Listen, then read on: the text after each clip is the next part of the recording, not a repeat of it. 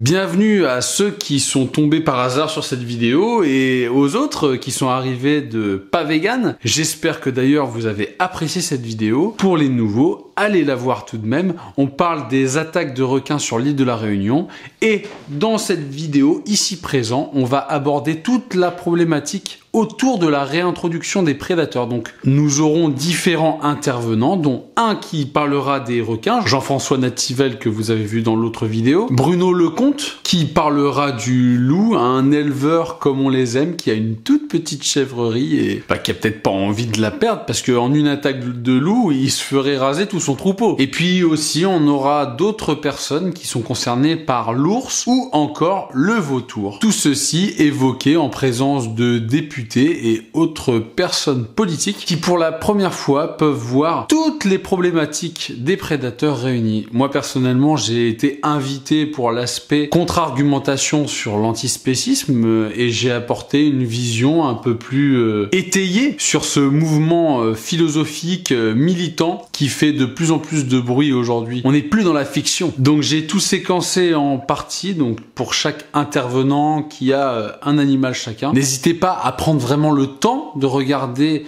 l'entièreté de cette conférence parce que ce qui est sûr c'est que vous en apprendrez énormément d'un coup. Pour ceux qui ont l'esprit vif, n'oubliez pas la fonction x2 pour le visionnage parce que forcément quand on est en vitesse de parole conférence, on peut pas s'exprimer aussi vite que la capacité de compréhension des esprits les plus affûtés de ma communauté. Donc je pense à vous. N'hésitez pas à utiliser le x2 du lecteur pour davantage de plaisir lors de toutes ces connaissances qui vont défiler devant vous. Allez, bon visionnage. Juste avant, je vais dire un petit mot. Donc merci beaucoup à toutes les personnes présentes.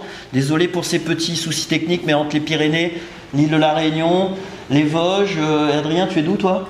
Picardie. Picardie, donc voilà, c'est une petite présentation, j'en dirai un petit peu plus par la suite, mais je vais laisser Magali commencer à s'exprimer. Vas-y Magali. Merci Jean-François.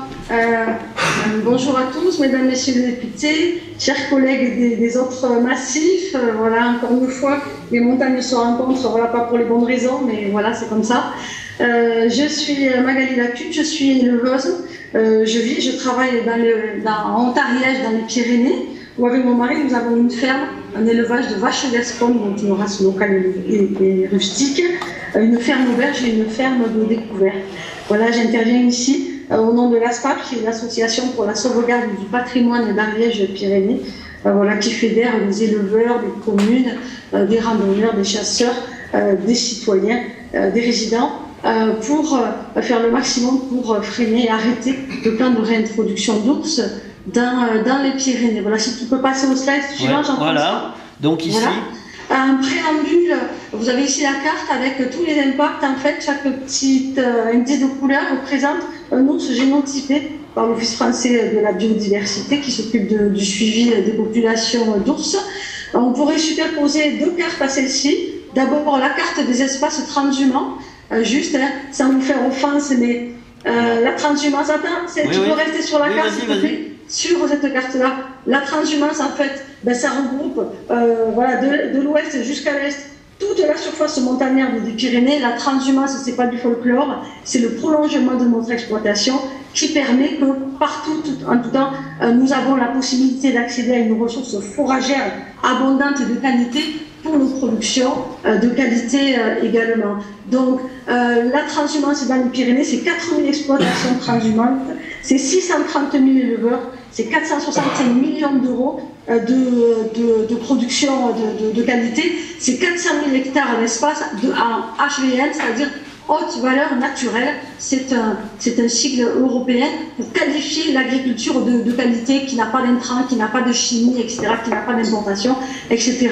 Cette carte-là, donc, c'est la carte des impacts de l'ours et c'est l'occasion de démystifier les premières choses. Les endroits où vous avez des impacts, c'est les endroits où il y a des ours et des attaques. Les endroits où il y a peu d'impacts, c'est les endroits où il y a peu d'ours et peu d'attaques. Un exemple, sur votre gauche, vous avez tout à fait dans le Béarn un ou deux petits signaux de couleur, rose et orange. On est là sur le Béarn. Sur le Béarn, on a 1 à 2 ours, 0 attaque, 0 désorganisation, des estives. Vous vous déplacez sur la zone qui est sur votre droite, et là vous voyez tous ces impacts et toutes ces couleurs Tout ça, c'est autant d'ours. On a 90% des ours, tous issus des réintroductions sur l'Ariège, et 90% des dégâts causés par les ours. Donc on est bien d'accord, là où on nous dit, ici on n'a pas de problème dans le Béarn, je ne parle pas pour toi évidemment Olivier, mais pour quelques bergers qui nous diraient, ah ben nous on s'en sort, on sait travailler, non, non, non, non, là vous n'avez pas d'ours, le jour où vous aurez comme nous des ours, vous aurez de la prédation, vous aurez de la désorganisation. En Ariège aujourd'hui, on a à peu près 8 à 900 bêtes au tapis officiellement. Officieusement, la moitié des bêtes qui ne sont pas retrouvées ou ne font pas l'objet d'une indemnisation parce que le délai quand on les retrouve est trop tardif. Et on estime au double des chiffres actuels en fait la prédation. En Ariège pourtant nous avons mis en œuvre les moyens de protection. Le nombre de bergers a doublé en 10 ans. Le nombre d'attaques a été multiplié par 8 à 10 en 10 ans. Sur les 16 estives de la zone à ours, toutes utilisent 1, 2 ou 3 moyens de protection, c'est-à-dire soit le berger, soit le patou, soit le regroupement de nuit dans des parcs sur des pentes à 40%, je vous garantis que c'est pas du gâteau. Malgré ça, l'ours continue d'attaquer. L'État lui-même reconnaît son impuissance. Sur 9 de ces 16 estives, les patous, les chiens, le parc n'ont pas suffi. Il a fallu faire des effarouchements avec des tirs à, comment dire ça, soit des balles en caoutchouc, soit des effarouchements lumineux, etc. Parce que les 3 mesures préconisées par le plan ours ne suffisaient pas. Donc on est bien d'accord, dans les estives où il n'y a pas d'ours, il y a 1,5% de pertes. Dans les estives où il y a des ours, il y a 10% de pertes. Et là, je ne parle que des pertes de la mortalité. Il faudrait beaucoup plus de temps pour vous expliquer les dégâts collatéraux que cause la réintroduction de l'ours. C'est quelque chose d'unique en Europe et dans le monde, nulle part. On a fait le choix sur un espace très pastoral avec une aussi grande densité de troupeaux, de planifier l'augmentation d'une population d'ours jusqu'à viable, c'est-à-dire 500 à 1000 ours. Voilà, là vous avez les dégâts sur à peu près 10% de l'objectif atteint, on est à peu près à 80 ours. Vous imaginez ce que ce sera si jamais l'objectif d'une population double d'ours de 500 à 1000 ours était atteint. Donc ce que nous disons ici, c'est qu'il faut arrêter tant qu'il en est encore temps. Réglons déjà les problèmes en Ariège et on ne sait pas les régler. Pour le moment, l'État n'a pas de solution, ne sait pas faire qu'il n'y ait pas d'attaque, ne sait pas faire que les gens puissent travailler sereinement sans être harcelés en permanence. On peut passer à la dernière suivante, si tu veux.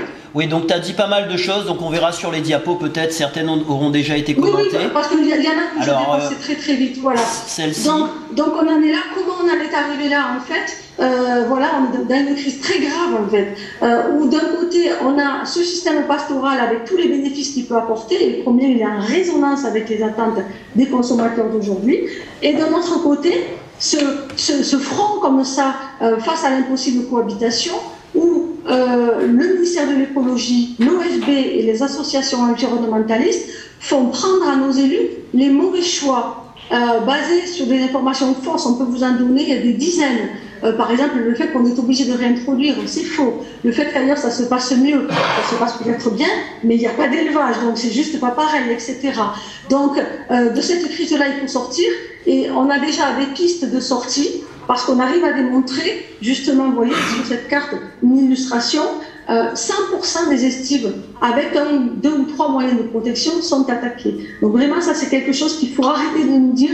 La cohabitation, ça ne fonctionne pas, et la cohabitation, c'était le seul moyen pour obtenir à la fois des ours, 1000 ours, 500 ours, et à la fois 700 000 têtes de bétail, et cette pratique vertueuse de la transhumance au même endroit. Si la cohabitation, ça ne fonctionne pas, il faut absolument arrêter, tant qu'il en a encore temps, la réintroduction. Voilà. Dans les progrès que nous avons faits, j'espère que ce sera pareil pour toi, Jean-François, par rapport à la question des requins, on a beaucoup travaillé avec les élus qui aujourd'hui sont unanimes. Le Sénat, l'ANEM, notre conseil départemental, les 5 autres des Pyrénées sont d'accord pour dire qu'il faut arrêter ça. Nous avons rencontré le président Macron qui a validé un plan de ralentissement du plan ours avec l'arrêt des introductions, l'enlèvement des ours violents. ce qui était vraiment super important, et plus de gouvernance locale. Et c'est nous ce que nous demandons aujourd'hui. Tu peux aller au dernier slide si tu veux. Oui. Voilà, ces trois décisions-là ont été actées. À un moment, il faut quand même en sortir. Il faut préserver ce modèle pastoral qui est unique au monde. Je sais que Olivier s'attache à le faire reconnaître comme patrimoine immatériel de l'humanité par l'UNESCO, et Dieu sait que ça le mérite. Vous avez là la vraie vie avec l'ours. Tout ce qu'on vous a raconté, il y a 3 millions d'euros par an qui vont alimenter les caisses des associations environnementalistes, qui font une communication de désinformation qui n'est pas basée sur la façon dont ça se passe réellement. La vérité, vous l'avez là, c'est les chiffres qui parlent. Voilà, 90% des attaques, les bêtes tuées, un système complètement désorganisé. On se bat, on y tient, 7 millions d'euros de pertes par an. Le plan ours, ce sera mon dernier chiffre. L'argent n'a qu'une place. Dieu sait que je parlais que de l'écologie au quotidien, dans mon restaurant, dans ma ferme, etc., avec notre équipe. Le plan ours, c'est 7 millions d'euros, 7,6 millions d'euros par an. C'est l'équivalent de 7 fois le plan bio pour toute l'Occitanie par an. Voilà, donc est-ce qu'on veut mettre l'argent à une meilleure alimentation, à une meilleure production, etc. Ou est-ce qu'on veut mettre de l'argent à un gadget ou à faire un Yellowstone qui n'arrivera jamais dans les Pyrénées. Voilà, nous on est persuadés que les élus à moi vont retrouver le sens de ce qui est notre ADN français, pyrénéen et ariégeois. Vous pouvez agir, il vous faut vraiment faire pression pour que les décisions qui ont été prises soient vraiment actées. Je vous remercie. Merci beaucoup Magali Lacube depuis les Pyrénées, l'Ariège. Donc on va essayer pour Olivier, il me dit que Zoom ça marcherait, mais enfin avec son téléphone portable, sinon... Tu m'entends Olivier ? Moi je vous entends, est-ce que vous m'entendez ? Ah ben voilà, super. Bon ben écoute, je vais mettre tes slides, on va essayer d'enchaîner assez vite du coup. Ouais, non mais en caméra on t'aura pas, tant pis, c'est pas grave, on a le son, mais pourquoi ça veut pas reculer ? Oui, Jean-François, oui, bonjour à tous. Ouais.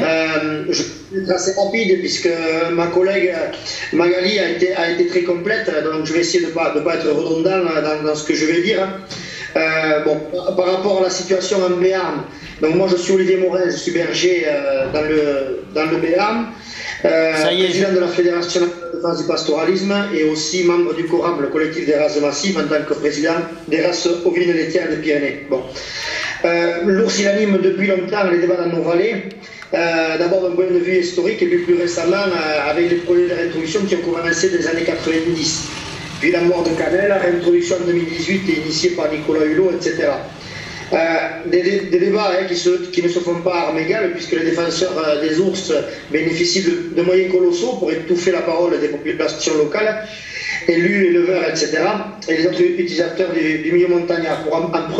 Pour preuve, le projet Life Ours qui prévoyait des centaines de milliers d'euros, je cite par exemple, acculturer les populations locales. Le problème avec l'introduction de l'ours, c'est qu'il s'agit effectivement d'une population d'animaux sauvages potentiellement dangereux qu'on réintroduit dans des zones à fortes activités humaines.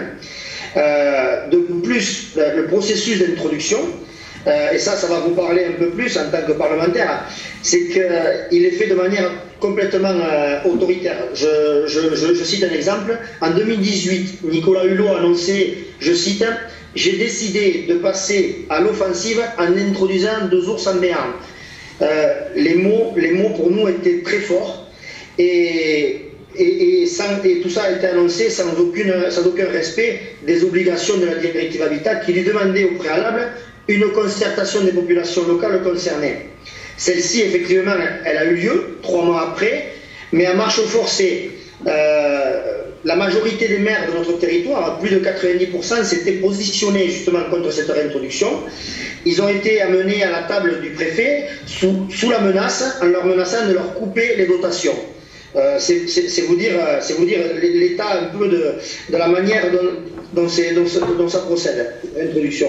Le Sénat, le 2 octobre, dont Magali l'a dit, avait demandé à travers une résolution qu'on procède à une étude d'impact afin de mesurer l'impact de ces réintroductions.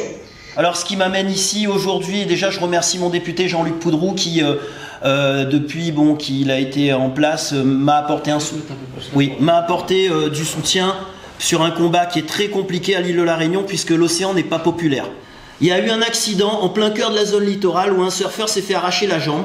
Et donc avec 2 amis, on ne savait pas quoi faire, le monde s'est écroulé parce que c'était une zone qui était épargnée. Donc on est allé pêcher un requin et on s'est retrouvé dans une tourmente incroyable. Et depuis ce jour-là, j'ai mené 10 ans de combats ininterrompus qui m'ont amené aujourd'hui à être conseiller départemental. Même si j'ai pas de soutien politique, j'ai aucune famille politique. Enfin bon, récemment j'ai adhéré au mouvement de la ruralité parce que c'est des valeurs qui me parlent. Mais c'est vrai que je suis venu en politique que pour ça. J'ai pas d'autre ambition que de faire évoluer cette situation vis-à-vis de l'océan. Donc mon engagement, j'ai écrit un livre, si vous le souhaitez, je pourrais vous en offrir un bien volontiers. Donc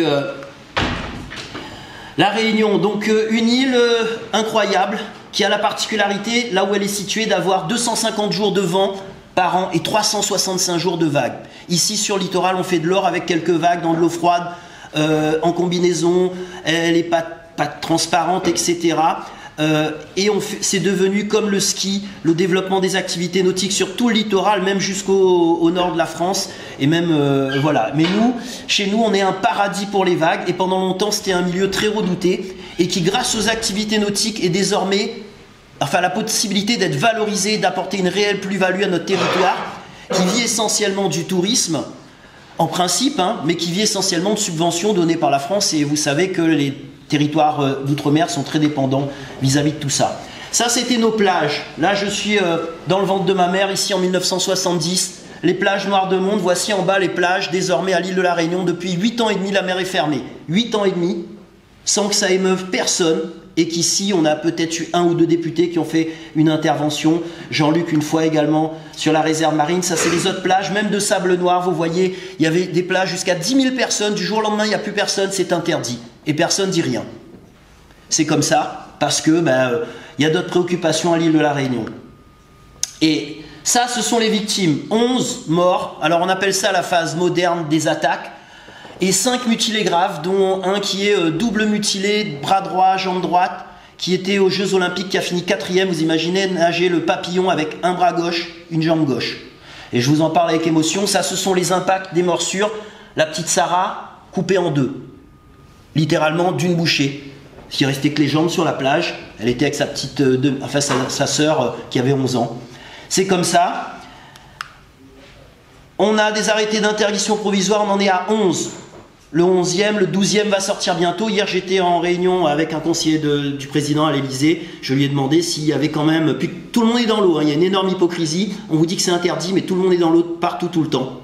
Et les créneaux sécurisés sont très rares, coûtent une fortune, 2,5 millions d'euros par an, et sont boudés par les gens parce que il y a plein de monde, donc ils préfèrent y aller avant, après, sur d'autres vagues, et les vagues sont de qualité médiocre, quand on définit un créneau par avance, alors que le surf c'est une activité libre qui dépend du vent, des conditions météo, etc., c'est très compliqué. Donc je vous disais 3013 jours aujourd'hui d'interdiction provisoire de baignade et d'activités nautiques utilisant la force motrice des vagues. Tout va bien à l'île de la Réunion. Et aucun touriste est au courant quand ils arrivent, les plages sont fermées et ils ont qu'un lagon très peu profond pour se baigner. Donc l'arrivée du bulldog.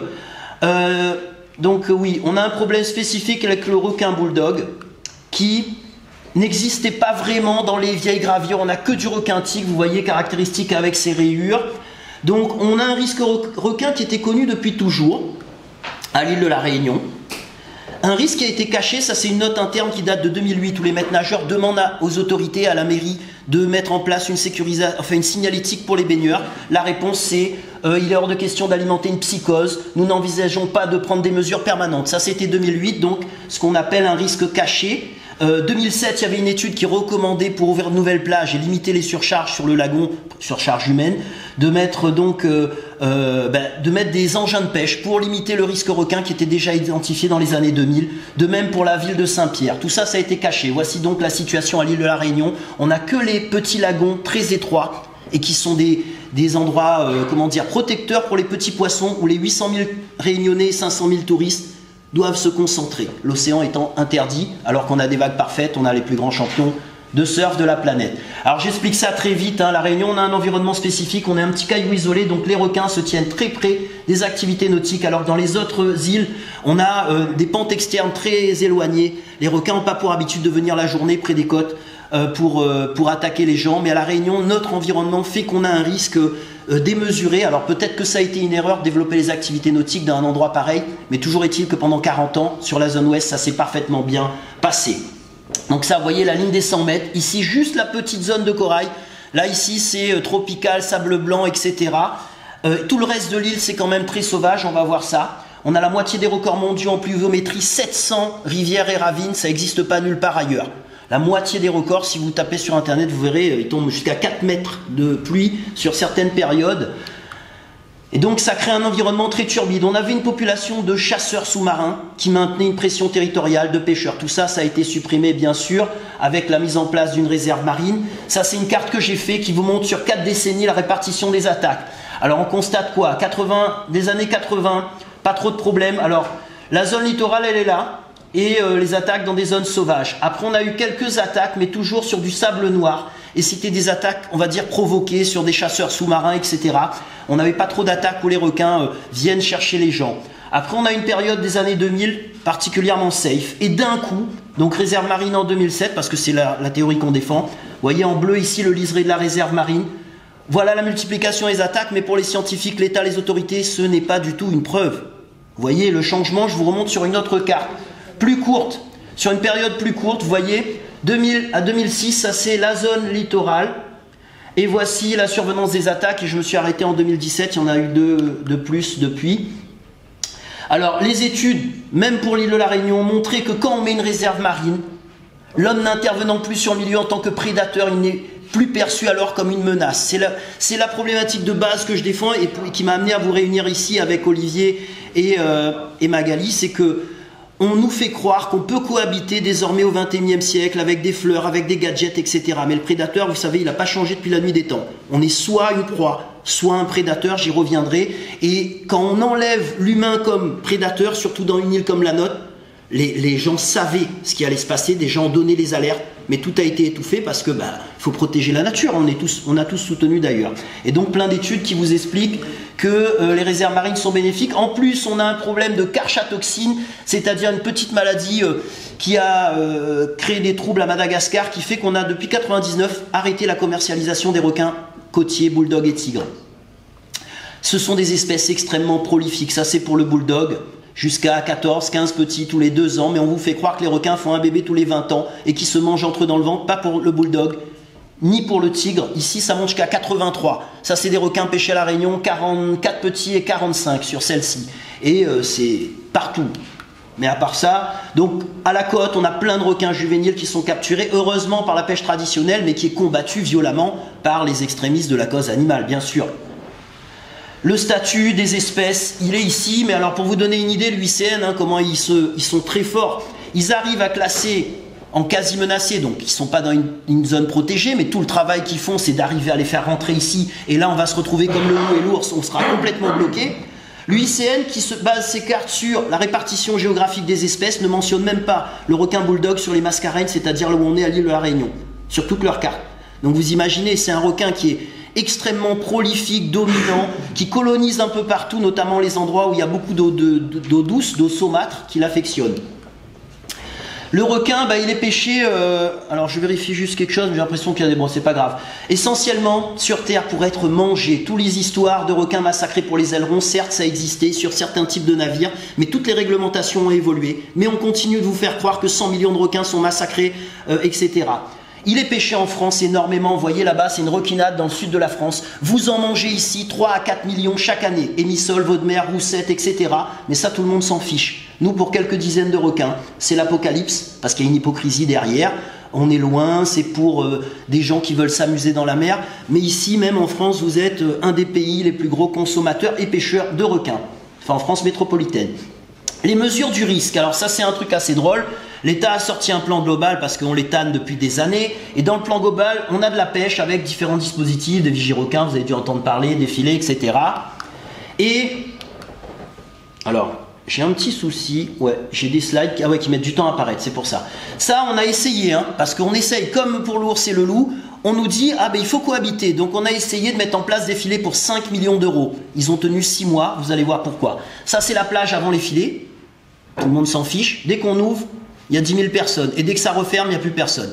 Parce que les gens ne veulent pas s'élever de façon dans un débat aussi compliqué. Et je fais office d'exception à l'île de la Réunion et même ailleurs dans le monde. C'est très difficile de s'élever face à l'extrémisme écologique de nos jours. Donc voici les filets, vous voyez, exemple sur Boucan-Canotte, des surfaces énormes. Sauf que ces filets, l'État nous avait promis de la pêche dans le cadre du plan global. On devait avoir de la pêche derrière. Qu'est-ce qui s'est passé? Les associations, soi-disant écolos, ont attaqué au tribunal, elles ont obtenu la suspension de la pêche. Donc l'État a fait mettre 5 millions d'euros de filets par les mairies, on devait avoir la pêche derrière, pas de pêche. 3 mois après, vous voyez, ça c'était 2 jours avant l'attaque. Le requin est rentré dans le filet, alors il y avait un trou, ils avaient dit que c'était interdit, mais tout le monde était dans l'eau, puisque tout le monde est dans l'eau déjà en dehors des zones de protection. Donc moi j'y étais avec mon fils, mon neveu, toute la journée.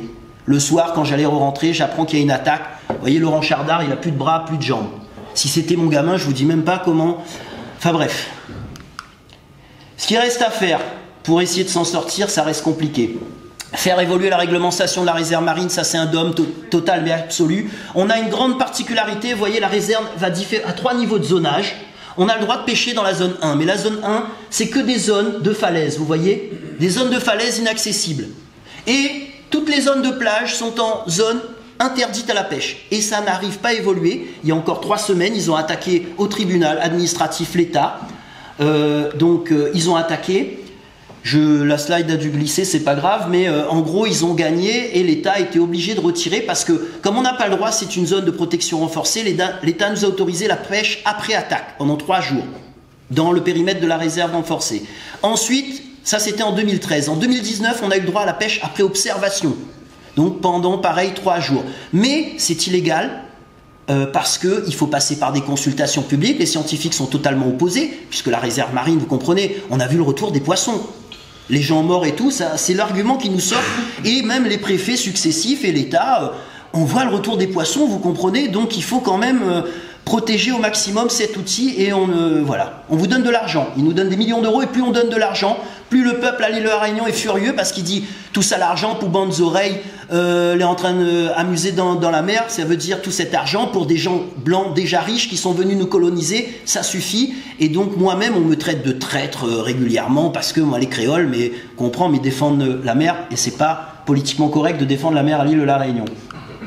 Et donc cette évolution de réserve marine, remettre le requin parce qu'il était interdit et donc c'est important. Pourquoi? Parce que tuer pour un plaisir, ça passe plus dans l'opinion de nos jours et les opposants utilisent beaucoup cette image. Et à La Réunion, beaucoup de gens mangent du requin, certains n'en mangent pas parce que vous savez, manger du prédateur, il y a un tabou depuis la nuit des temps, mais beaucoup de gens en mangent et on en fait régulièrement des dégustations qu'on propose, voilà, sous brochette, etc.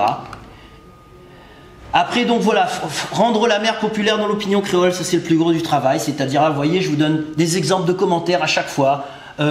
Déjà qu'il n'y a pas de place pour les créoles. Alors, la dernière étude sociologique a considéré en 2019 que les pratiques nautiques blanches métropolitaines ont accaparé tout le développement du littoral sans préserver de place pour la culture traditionnelle créole. Bon, je ne vais pas m'étendre là-dessus, mais qui pourrait avoir certains points contestables et je suis bien placé pour en parler en termes de respect de l'environnement. Mais bref, de toute façon, requin il mange que de la viande blanche, Zoreille débarque la Réunion, un sport pratiqué par une caste, le jour où ça va péter, on en a marre de votre néocolonialisme. Les oreilles, ils aiment les sports dangereux, ils grimpent dans le cap, ils plus haut que votre trou de qui. Ça veut dire qu'en gros, ils font les activités modernes comme le surf, comme l'escalade, toutes ces activités-là sont considérées comme quelque chose à rejeter. Par contre, s'habiller en banlieusard, écouter du rap, ça c'est rentré très vite dans la culture. Ce qui rentre, voilà, il y a certains types de culture qui rentrent facilement dans la culture créole, mais la culture occidentale, métropolitaine, elle a de plus en plus de mal. Donc voilà, ça c'est la représentation idyllique de ce qu'on aimerait défendre. Des vagues magnifiques connues dans le monde entier, on aurait pu avoir les JO, mais on les aura pas, ça ira à Tahiti, c'est galère, c'est loin, la vague est compliquée, là on avait l'endroit parfait à 2 heures seulement de décalage horaire, mais c'est pas pour la Réunion puisque c'est fermé. On est donc une île avec une 50aine de spots et un endroit, on était le petit Hawaï français pendant longtemps, avec tous les champions encore là, qui étaient aux Jeux Olympiques. La moitié des Réunionnais composés, enfin les équipes de France étaient composées à moitié de Réunionnais. Et depuis la crise requin, c'est en train de décliner à un point où bientôt les Bordelais ou les Marseillais seront plus forts que les Réunionnais. C'est pas loin d'être le cas. Mais écoutez, je vous remercie. Ah oui, un petit mot sur la Nouvelle-Calédonie quand même.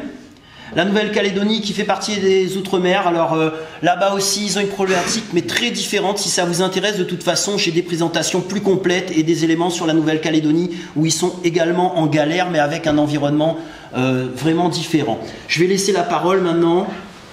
Oui ? François, s'il veut du café, que je le fasse pendant la présentation un peu. Ah, ouais, si tu veux un café, mais on va attaquer. Tu avances ici à droite, donc avec Bruno, qui lui est sur le loup. S'il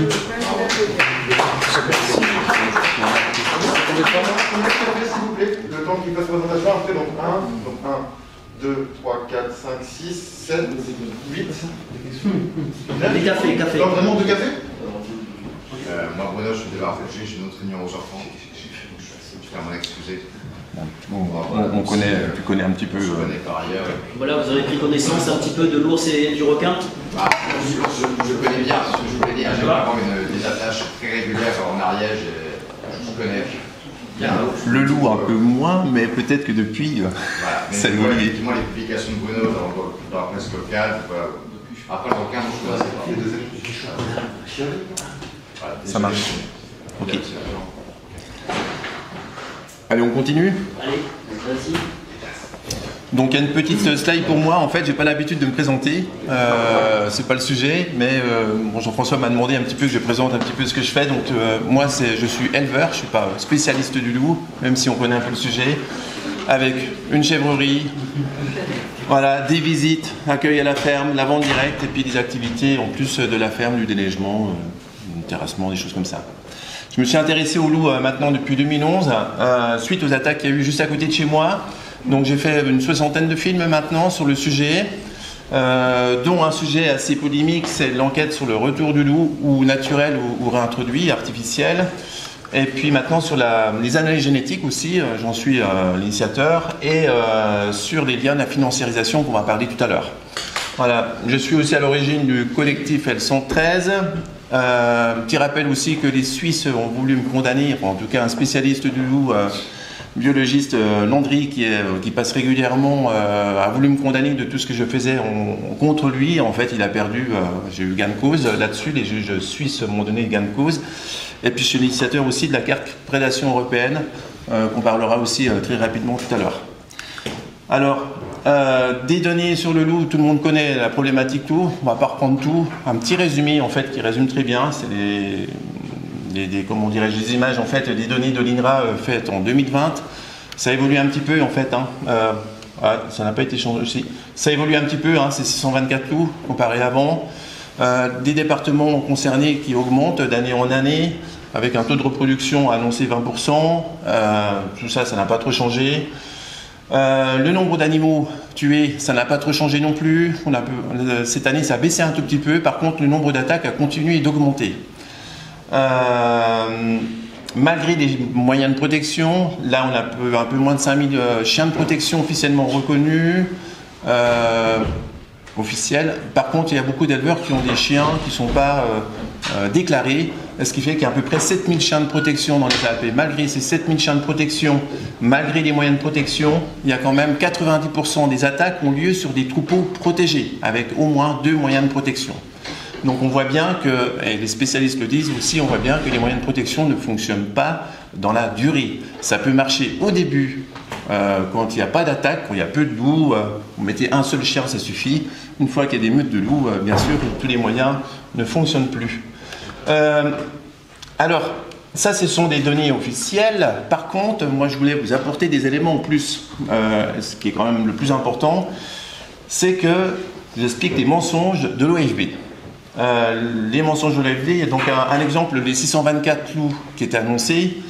Tous les éleveurs et les spécialistes disent qu'il faudrait compter bien du double. Par contre, il faut pouvoir le démontrer. C'est pas facile à démontrer. Par contre, si on reprend simplement leurs chiffres à eux, ils ont donné ce printemps un bilan sur les analyses génétiques sur 53 pages, sur un fichier PDF qu'il a fallu convertir en fichier Excel, ensuite dénombrer des individus, et on arrive, écoutez bien, à 668 loups pour l'année 2019.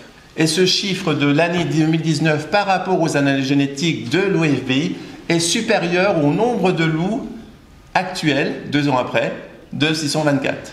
Donc on voit simplement qu'en prenant leurs chiffres, leurs données officielles, on arrive à démontrer qu'ils nous trompent en fait. Et ce qu'ils nous disent en fait sur le nombre de loups, c'est souvent, les données officielles sont souvent diminuées pour éviter qu'on tue trop de loups en fait. Voilà. En plus, ces analyses génétiques qui ont été faites jusqu'en 2019 ont été faites que sur une partie des présences des loups. Donc en fait, ils ont analysé un nombre de loups qui était diminué par 2 facteurs en fait. La surface des analyses génétiques, des lieux qui ont été analysés, et en plus, ils n'ont même pas pris les vraies valeurs de leur tableau Excel. Voilà, donc une preuve de mensonge. Un autre problème encore, c'est le nombre de meutes de loups qui est estimé à 125 zones de présence permanente en France. Donc ces données-là, il y a des tableaux et il y a des données sur des PDF qu'on a vraiment du mal à exploiter. Quand vous voyez un PDF avec une carte à l'horizontale, qu'il faut tourner le document pour pouvoir lire, mais on se fout de nous en fait, complètement. Et oui, bien sûr. Ce qui fait que les gens ont du mal à savoir où sont les loups, où sont les zones de présence, etc. Donc c'est pourquoi on a fait cette carte prédation européenne, qu'on peut retrouver exactement où sont les meutes, qu'on peut zoomer et voir où sont exactement les meutes. Donc toutes ces données-là ont été remises sur une carte prédation européenne accessible à tout le monde. Et comme ça, on peut vérifier si les meutes qu'ils ont annoncées correspondent aussi à la réalité. Donc quand on compile maintenant les attaques, un exemple là à côté d'Annecy, là les meutes officielles, et bien là on voit un exemple là qui a plein d'attaques. Et ça fait 2 ans. Donc normalement il aurait dû avoir une zone de présence permanente. Et ça ils n'ont pas déclaré. Donc il y a les 125 zones de présence permanente, et là aussi diminuées volontairement par l'OFB. Sur les analyses génétiques aussi, on peut en parler, d'accord? Il y a donc un petit rappel, il y a 3 petits éléments que je vais vous dire. Le premier élément déjà, c'est un sujet polémique, mais il faut quand même bien éclairer, c'est que regardez, les loups qui sont en Italie, là, ils sont tous quasiment, dits par les études scientifiques de Boitani, ils sont tous considérés comme des loups hybrides. Le loup pur italien, il n'existe quasiment plus. D'accord? Et on parle bien d'une population de loups hybrides.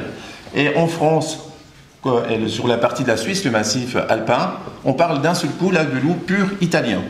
Première question et premier mensonge, comment ça se fait que les loups d'origine italienne, quand ils arrivent en France, deviennent purs quand ils traversent la frontière?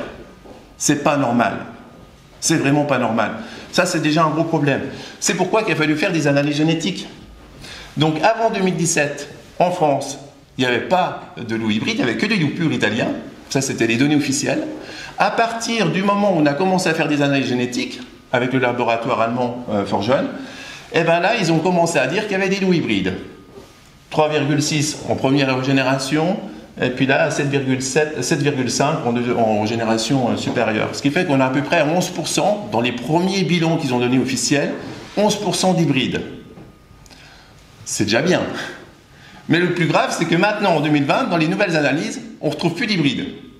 Donc ce qui avait été analysé avant, il n'y en a plus, disparu. On se fout de nous, là.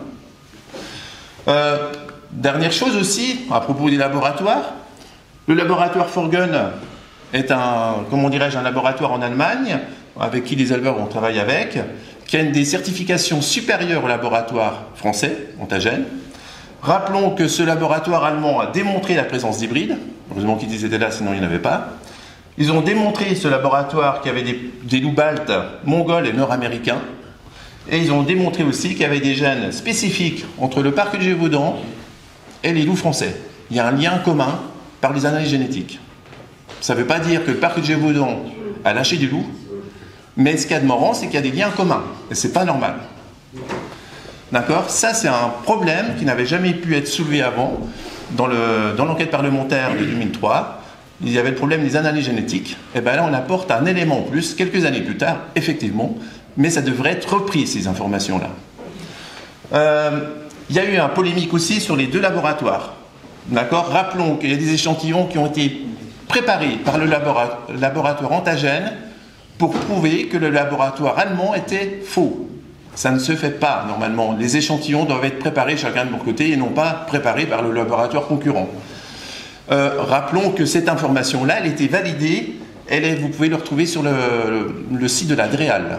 D'accord? Et qu'il y a un autre laboratoire européen qui confirme aussi ce que dit le laboratoire allemand. Alors, un petit rappel quand même sur le développement durable, qui est une obligation normalement qui doit être faite par la France. On doit faire un développement durable, c'est légal. Et le problème, on va reprendre rapidement, 624 taux, 12 000 animaux tués à peu près par an. Donc ça entraîne souffrance animale, traumatisme chez les éleveurs, des pertes économiques, etc. Ça entraîne aussi la mise en place, à cause de ces attaques, des moyens de protection qui, eux, ces moyens de protection entraînent aussi d'autres problèmes. Donc les attaques sur les chiens qu'on voit régulièrement encore en ce moment, baisse des activités touristiques là où il y a des périodes là où il y a des chiens, etc. D'accord. Ça entraîne aussi, parcs de nuit, tout ça, dégradation sur la biodiversité, etc. Et ces moyens de protection, maintenant tout le monde constate que ça ne fonctionne plus. D'accord. Et il y a des abandons d'alpage dans les Alpes, il y a des endroits que c'est trop dangereux, on n'y va plus. Et puis ça entraîne aussi une perte de biodiversité qu'on retrouve ici, qui est démontrée dans les films que j'ai fait aussi avec des biologistes. Quand il n'y a plus d'élevage, c'est souvent une forêt de sapins pour chez nous qui prend le dessus, et dans une forêt de résineux, il n'y a plus rien. D'accord. Voilà, donc toutes ces conséquences-là, en fait, elles ont été détaillées par plein d'études qui sont sur la droite, qu'on ne va pas développer ici, mais que vous pouvez retrouver soit sur YouTube, soit sur ce film-là, démontre aussi toutes les références sur lesquelles on a pu déduire tout ça. Et donc, sur le développement durable, les conséquences en fait du développement durable, il faut rappeler les piliers, les 3 piliers économiques, sociaux et écologiques pour avoir une activité durable. Et à cause des loups, on a des problèmes économiques, des problèmes sociaux et des problèmes écologiques. Ce qui fait que la situation elle est rendue donc non viable, non vivable et donc non équitable et donc l'ensemble non durable. Donc c'est pour ça que les loups vont à l'encontre du développement durable. D'accord? Par tous ces éléments. Alors. Oh là, il y avait une diapo qui doit apparaître, elle n'apparaît pas. Non mais attends, parce que ça met une fois du temps, parce qu'elles sont lourdes. C'est pour ça. Laisse-la arriver. Un petit état des lieux actuel, c'est qu'il y a une augmentation des attaques, des surfaces, augmentation des coûts, mais ce coût va être limité normalement à 35 millions. Il va y avoir un plafond qu'il ne va pas falloir dépasser. On constate de plus en plus donc, de mensonges de l'OFB et de l'administration. On continue aussi avec des mensonges avec les documentaires, les médias aussi. On a le soutien des hommes politiques locaux, il faut le reconnaître. Merci entre autres pour les députés qui sont des fois concernés. Mais par contre, on a un gros problème avec la politique nationale qui ne soutiennent pas toujours ce sujet-là, parce que c'est un sujet électoralement un peu difficile. Voilà, et on a un gros problème aussi, c'est que la population n'est pas informée de tous ces dégâts, n'est pas informée des loups qui sont à côté de chez eux, n'est pas informée des meutes de loups qui sont, sur lesquels ils sont concernés. Donc il faut vraiment communiquer là-dessus. Et en tout cas, on voit qu'il y a vraiment une politique illogique du gouvernement sur ce sujet des grands prédateurs, en tout cas du loup. C'est vraiment tout illogique. Et donc, il a fallu comprendre le pourquoi, et c'est pourquoi qu'on arrive sur cette partie financiarisation de la nature. D'accord ? Et c'est ça qui explique tout cela, tous ces problèmes de politique illogique. Ça va charger.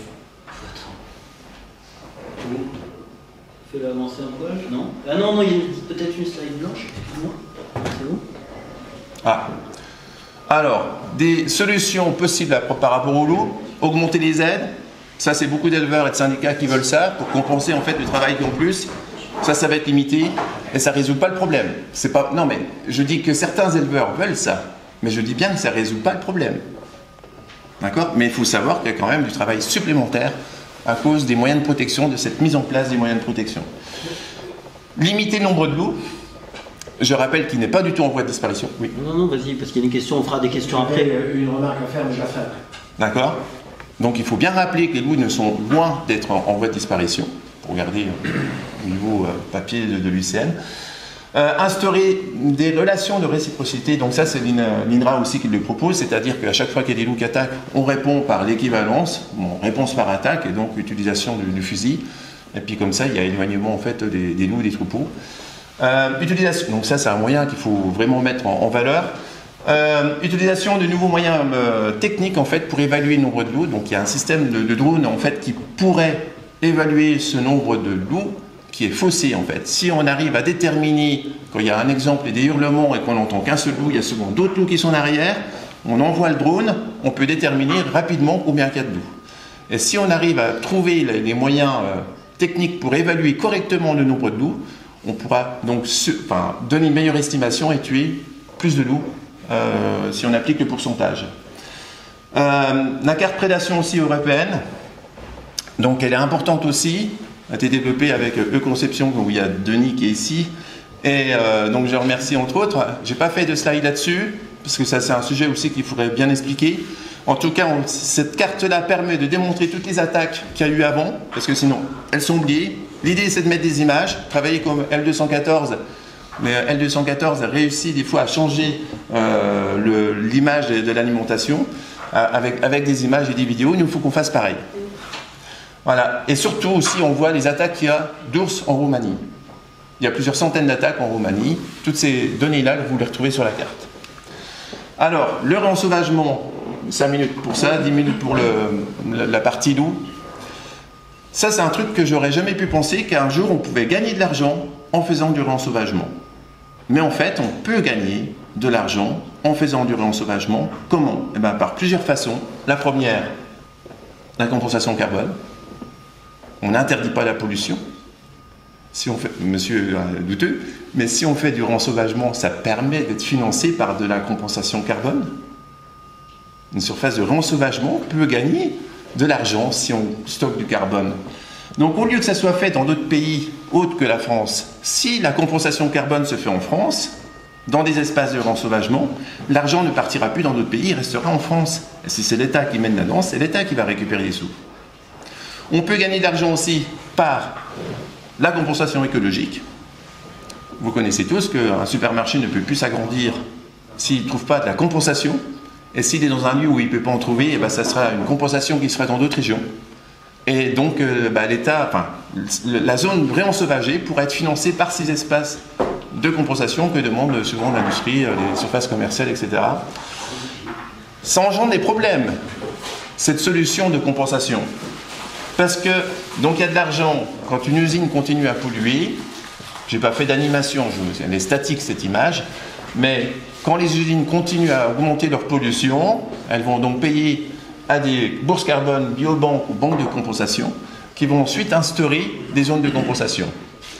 Et c'est dramatique parce que certains pays dans le monde où il y a des gens, des autochtones qui sont foutus dehors pour justement ces espaces de compensation, et ça ne réduit pas la pollution. Donc c'est pas une solution en fait. Mais par contre c'est une solution qui est en train de se faire, qui est en train de s'appliquer, qui est en train de se généraliser dans le monde. On peut gagner de l'argent aussi comment? En donnant de la valeur au paiement des services écosystémiques. Donc tout est en train d'être évalué en ce moment. Tous les services de la nature sont en train d'être évalués financièrement et on donne une valeur qui va servir aussi de compensation mais qui va servir aussi de gagner de l'argent aussi.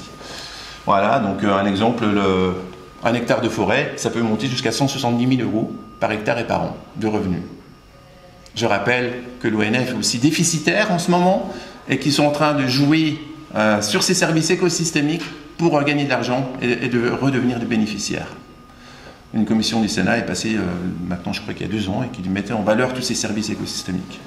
Dans ces services écosystémiques, il y a aussi la valeur patrimoniale, c'est-à-dire que l'État français a déjà évalué à 10 milliards les récoltes d'argent, enfin, en tout cas ce que mettraient les Français pour aller se balader dans les bois.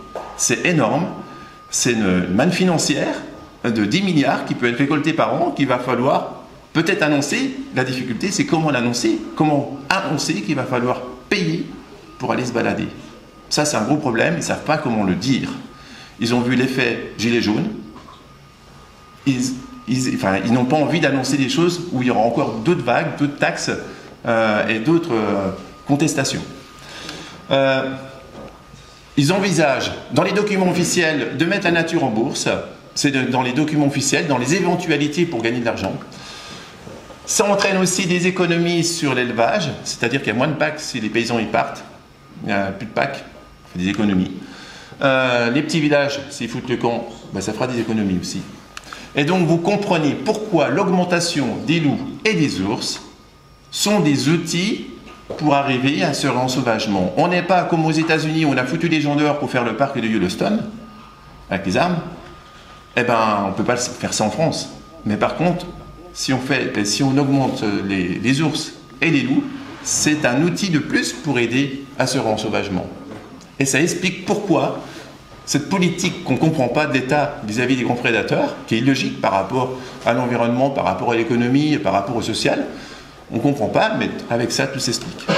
Ils l'ont même dit qu'ils veulent faire des parcs de Yellowstone à la française dans les réunions au ministère de l'Environnement. Et l'idée, en fait, c'est d'augmenter les exploitations type industrielles pour en finir avec les petites exploitations à faible potentiel agricole. Ces documents-là, vous les retrouvez dans les documents aussi de la FAO. C'est politique. Vous les retrouvez dans la FAO. Voilà. Si vous avez des questions, je crois. Voilà, c'est bon. C'est toi, normalement. Alors, pour la question, je vous laisse peut-être la poser tout de suite à chaud, parce qu'on aura un deuxième tour de table une fois l'ensemble fini. Alors, c'était à la fois une réponse à une question. Lundi dernier, au tribunal correctionnel de Gap, un éleveur qui avait mis en place les mesures de protection, clôture et patous, dont les patous ont croqué quelques jambes de randonneurs, vient d'être condamné à 2500 € d'amende. Le procureur avait demandé du sursis contre cet éleveur. Donc on touche là les limites de la politique du réensauvagement et sa cohérence de cette politique. On demande aux éleveurs de se protéger et quand ils se protègent, on les condamne.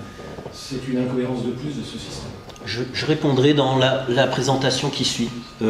Merci. C'était une synthèse, hein, j'en préviens. Oui. Bon, il y en a beaucoup qui connaissaient déjà un petit peu ces éléments. C'était pas facile.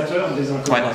Mais je voulais juste dire une chose sur ce sujet-là qu'on suit depuis très longtemps, en fait, par rapport à ce que tu as dit, c'est la suite en fait des premières zones naturelles humides au début, quand elles ont été installées, on sortait des périmètres naturels humides des utilisateurs de la nature. Ça s'est arrêté sur la pression d'un certain nombre de groupes, et finalement aujourd'hui on est dans la suite de ce qui se passait à l'époque. Je rappelle aussi que la France a signé cet été une loi, n'est-ce pas, climat et résilience, pour avoir 10% de la France fortement protégée. Donc en fait, l'idéologie est en train de se mettre en place par des lois. Il n'y a pas eu encore des décrets qui vont sortir là-dessus. Il faut bien se renseigner sur les décrets, dans qu'est-ce qu'on peut faire là-dessus. Mais voilà, 10% de la France veut être, entre guillemets, réensauvagée. Rappelons que les objectifs d'Aichi, c'était 17%. Donc en gros, c'est quasiment tous les parcs régionaux qui couvrent 15% de l'espace français, dans l'idée plus tard de partir en réensauvagement. C'est l'idée, c'est l'objectif. Il y a des difficultés, ils ont du mal à le mettre en place parce qu'il y a l'aspect réel en fait, qui fait que c'est pas si facile entre l'idéologie et la mise en application. C'est pas facile. Il y a beaucoup de choses qui reviennent un petit peu en arrière. Le congrès de l'UCN, ils ont annoncé les 5% de protection forte. Et ils n'ont pas annoncé les 10% comme ils l'avaient dit avant. Ok, on va enchaîner. Alors j'en profite, merci Bruno, parce que bon, avec les petites galères techniques au début, on a pris un petit peu de retard et je voulais au moins aborder très succinctement les dernières parties. Et il y a Adrien qui va nous faire aussi une petite présentation. Là, ce sont des chocolats faits par un chocolatier à l'île de la Réunion qui avait des moules avec des dents de requin. Donc voilà, c'était une petite pour accompagner le café. J'aime bien toujours mettre des petits détails quand j'organise quelque chose. Alors, la dernière remarque qu'on avait eue, on la retrouvera dans cette petite partie qui est les points communs. Si je vous ai réunis et si j'ai demandé à ces différents intervenants, c'était parce que pour moi, il y a beaucoup de similitudes, il y a quelques différences, mais il y a beaucoup de similitudes. Vous aurez remarqué à travers ces trois présentations, alors quelques-unes qu'on peut... Alors, la première, c'est que les prédateurs, d'une façon générale, ont eu un délit de sale gueule. C'est-à-dire qu'ils ont été persécutés pendant longtemps et donc maintenant, en retour dans la société, ils sont considérés comme les nouveaux totems intouchables, des icônes, les stars en quelque sorte de la nature et tout le discours sur le prédateur qui est en haut de la pyramide alimentaire et qui donc en quelque sorte est garant de l'équilibre de l'écosystème, de l'équilibre des forêts, de l'équilibre des océans et donc de la survie de l'humanité. Alors, le point commun, par exemple, on en parlait tout à l'heure, les patous, qui sont des moyens de protection imposés et qui finissent par revenir en pleine figure des éleveurs qui se retrouvent au tribunal. On force les gens. Alors moi j'appelle ça l'État, les ministères de l'écologie, mais les personnes dans des pièges. À La Réunion, on a le même problème avec les filets. On a forcé la mairie de Saint-Paul, rappelez-vous tout à l'heure, à mettre un filet à 5 millions d'euros. Mais on n'a pas, quand l'État a dit ok on met la pêche, ben, il n'a pas pu parce que c'est interdit. Les assos sont attaqués au tribunal. Donc il y a une attaque dans le filet, il y en a eu une deuxième même après, donc ça a été la mort des filets, 5 millions d'euros perdus, et la mairie de Saint-Paul a 800 000 euros de condamnation pour rupture de contrat abusive avec l'entreprise qui avait mis. Et maintenant l'État continue à voir, moi je représente le département, et nous dit mettez de l'argent, il faut sécuriser, parce que l'État ne peut pas lui-même sécuriser. C'est à nous, les acteurs du territoire, de sécuriser, mais avec des règles qui sont mises en place par l'État et qui nous empêchent de sécuriser. Donc on tourne en rond, et on gaspille beaucoup d'argent, de temps et d'énergie humaine, etc. Donc oui, ça c'est ce que je vous disais. Alors à l'époque c'était 450 000, mais ça a augmenté la note. L'éleveur condamné à 2500 euros d'amende, il est là. Donc ça, je vous en parlais tout à l'heure, vous voyez, c'est le 8 juillet... non, pardon. Non, ouais, c'était tout à l'heure, je vous parlais d'une décision qui date d'il y a 3 semaines. Mais là, excusez-moi, je suis sur la slide pour les consultations publiques. Là, on a par exemple une consultation sur le lynx. Petite parenthèse sur le lynx qui est aussi un prédateur, 150 spécimens recensés, et ils se mettent à attaquer même des gros animaux comme des juments, etc. Le lynx, là c'est une association de protection des lynx qui vous dit d'aller sur la consultation publique en vous donnant tous les arguments et en vous disant attention, ne faites pas du copier-coller sinon ça n'a aucune valeur. Vous savez, comme quand vous faites des témoignages. Donc on forme des gens à aller gonfler les consultations virtuelles pour avoir des avis négatifs. Ici, donc je vous disais, quand l'État a refusé, enfin le tribunal a refusé la pêche et après Laurent Chardard s'est fait attaquer dans les filets où il a perdu bras et jambes, eh bien c'était parce qu'il n'y avait pas eu de consultation publique. Donc l'État en a fait quelques mois après, en 2017. Et là, qu'est-ce qui s'est passé? 80%, bien sûr, des gens, comme pour l'ours ou le loup, c'est la moyenne, c'est 80%. Moi, je vois souvent des chasseurs ou des gens qui disent oui, il faut y aller, même les préfets, des fois, ils nous disent ah oui, il faut soutenir les consultations publiques, mais c'est impossible. Pourquoi? Parce que les gens de Boucan-Canotte ici, quand ils ont appris, je suis allé les voir, leur demander, vous savez qu'il y a une consultation publique pour pêcher ici, ils n'étaient pas au courant, c'était déjà partagé 4000 fois sur les pages des associations animalistes en France. Donc, comment vous voulez, face à ces machines de gens qui sont extrêmement rodées, qui sont numérisées depuis longtemps, et donc la consultation publique, et Willy Schran d'ailleurs, vous avez suivi dernièrement, il a réussi à gagner un procès face à une personne qui a usurpé 55 fois son identité. Mais ça n'empêche pas l'État quand même de ne jurer que par des consultations publiques. Donc ça, messieurs les parlementaires, un jour, il faudra avoir des consultations publiques qui soient pour les gens du terrain. Et parce que c'est pas... Moi, je viendrai jamais à Marseille ou à Paris vous dire comment on va gérer la nature. Pourtant, c'est ce qu'on vit à La Réunion et dans les montagnes aux Pyrénées. Donc, point commun, alors, on a des réglementations. Excusez-moi, ça met un peu de temps à charger, oui.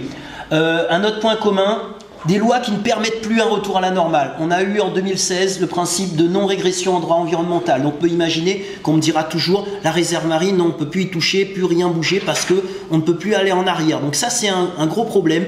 Et de plus en plus on a des lois qui verrouillent un petit peu tout. Et vous-même parlementaire, vous passez de plus en plus de temps à étudier, on vous propose, on vous met des pressions. Et déjà qu'on a des espèces protégées, c'est compliqué, mais toutes ces lois viennent surajouter à une protection de ces prédateurs et des animaux en général. Alors, je ne vous parle pas des magazines pour enfants, c'est le plus édifiant, ce qui me fait le plus mal au cœur, où là on a une propagande, vous voyez ici, là ils se sont moqués après la mort du petit Elio, en mettant, ils parodient Saint-Gilles-les-Bains, en disant encore quelqu'un qui a fait n'importe quoi, donc toujours l'homme tueur en série, et le requin, animal utile, là on passe, vous savez, à chaque fois on inverse le discours dans les médias, c'est-à-dire très vite on vous dit une personne est tuée par exemple par un requin, mais très vite on va vous dire oui mais c'était peut-être en zone interdite, il pleuvait, c'était la nuit, et après on va vous sortir un discours, le requin ou les autres animaux ont été torturés, malmenés depuis des années, et au final il se passe une inversion aussi bien chez les enfants que dans les médias, où la seule victime quand vous avez fini le papier, c'est l'animal et vous avez envie d'aller donner à une association de protection. Ah oui, cette image aussi elle est bien, c'était les Brésiliens qui eux sont morts. Là-bas, c'est le seul endroit aussi au monde à Recife où là, ils ont aucun moyen. J'y suis allé en 2014, ils sont morts. Ils avaient fait cette image, vous voyez. Là, on voit les médias. Donc on a un média en rouge qui montre une réalité et l'autre média qui montre en fait aussi une autre réalité qui celle-ci en bleu n'apparaît jamais. Donc on a aussi, bonjour, monsieur Lucien, enchanté, allez-y. Donc on a aussi sur les points communs prédateurs une présentation angélique partout.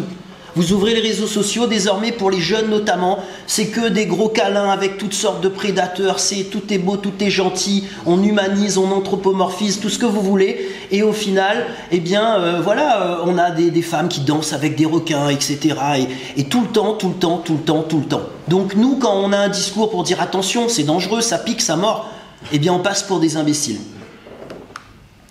Donc aussi un autre point commun, alors des organisations, pardon, le temps que ça charge, des organisations qui s'accaparent les tragédies, parce que c'est rentable en termes de notoriété, de donation. Quand vous venez sur un front écologique qui mêle les prédateurs, vous êtes assuré d'une reprise par les médias, surtout si vous êtes du bon côté, hein, parce que nous, pour passer dans les médias, il faut courir. Par contre, eux, ils ont des boulevards, on est très souvent non grata, je pourrais vous donner les plus grands médias nationaux, ils ne veulent pas, parce que notre discours, c'est pas ce qui est attendu par l'opinion. Ils veulent que des biologistes, des spécialistes, un directeur d'aquarium, etc. Et donc, des plaintes de la terre à la mer. Vous voyez là une plainte portée par une association des océans contre Christine Tecky parce qu'elle a eu le malheur de vouloir défendre les bergers en Ariège, j'étais la présidente du département là-bas. Donc ça c'est la dernière décision qui vient d'être annulée. Donc il y a un accaparement vraiment malsain de toutes ces tragédies pour faire du business. Hein. Le business de la donation sur les animaux, ça représente je crois 1 milliard de $ chaque année. Et rien que sur le requin c'est 100 millions de $. C'est-à-dire que depuis 20 ans, on vous dit 100 millions de requins sont tués chaque année. Et ils sont tués pour leurs ailerons, etc. Sauf que s'il y avait bien 100 millions de requins chaque année, au bout d'un moment, vous direz il y en a 50, 30, 10, 20. Mais non, hein, depuis 2000 jusqu'en 2021, c'est toujours 100 millions de requins. Et effectivement, c'est un effort de pêche supportable par cette espèce, comme le thon, etc., tous les autres poissons. On a une approche bienveillante des prédateurs, alors pas calé, l'éloge des mangeurs d'hommes, ça date de 2014. Hein. Ça, c'était un biologiste au début de la crise requin, alors qu'on était en train de se faire dévorer. L'homme doit apprendre à s'adapter au comportement des squales, c'est-à-dire se faire manger puis donner un morceau s'il reste encore. Et toujours ce discours, le loup régulateur, le requin indispensable, écologique. Alors les biologistes, c'est pas vraiment de leur faute. Moi j'ai croisé quelques biologistes qui finalement, excusez-moi le temps, voilà. On a toujours ce discours qui a été abordé tout à l'heure, un débat, les biologistes tirent les chiffres au plus bas, mais ils sont là pour protéger, ça a été dans le cadre de leur formation. C'est eux qui mettent en place les parcs, les réserves, c'est eux qui poussent. Et c'est eux qui conseillent l'État.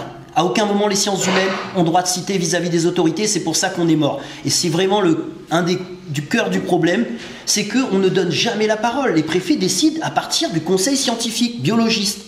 Jamais à partir du conseil où il y aurait des anthropologues, des sociologues, des psychologues qui vous diraient l'impact énorme sur ces populations, pour les populations humaines qui vivent. Donc il n'y a que... Et les biologistes, dont je vous disais, ils ont comme des œillères, c'est-à-dire qu'ils sont...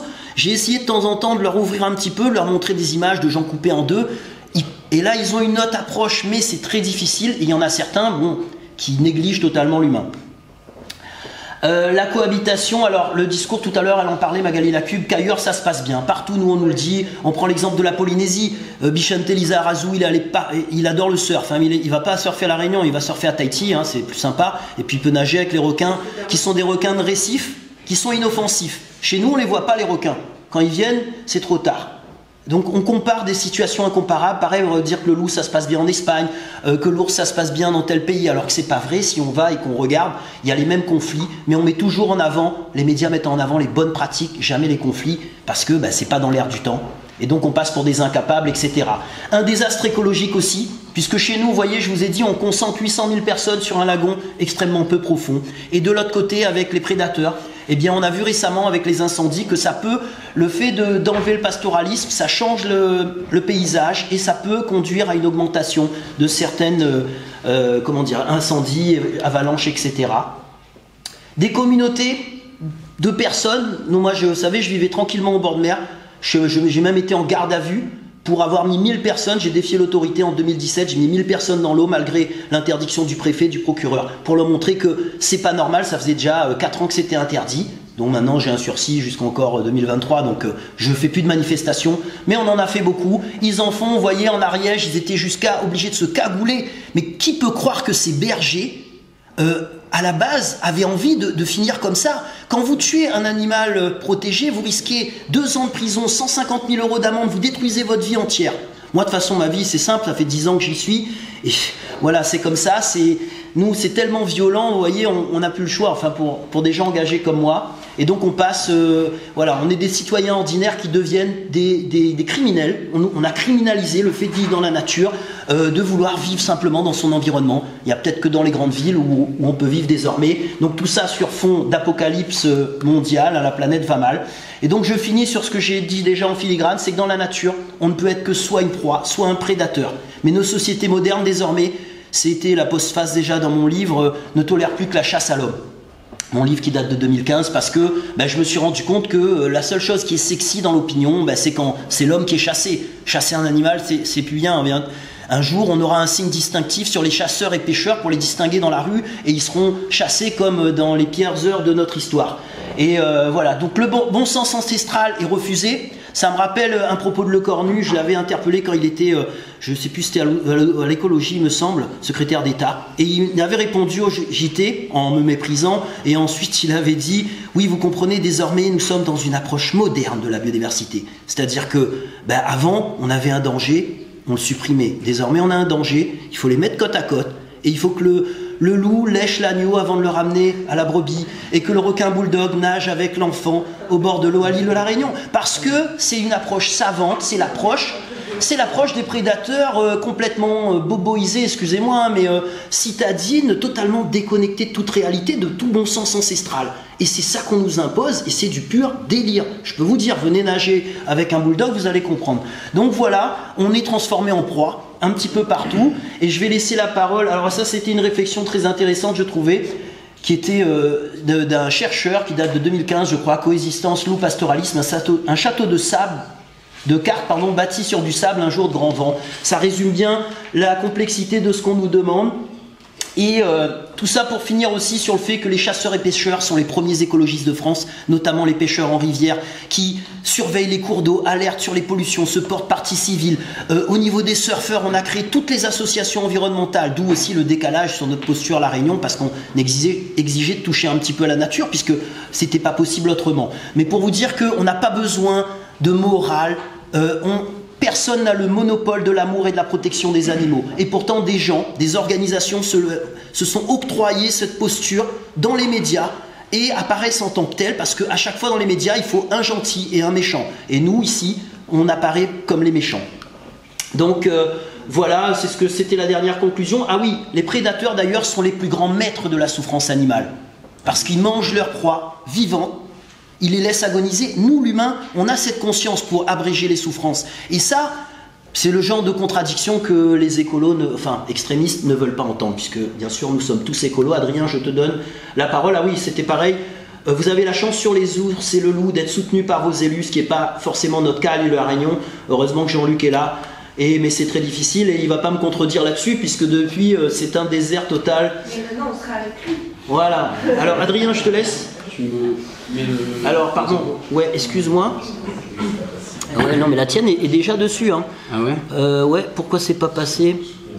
Je t'ai chanté ou quoi? Normalement, tu l'avais pas intégré, je crois. Non, mais je vais te la prendre comme ça, tant pis. On va le faire ça, hop, on va faire au plus simple. Reprendre le partage. Non, c'est pas celui-là. Pardon. Ah zut, désolé. Pourquoi c'est pas apparu? Ouais, mais il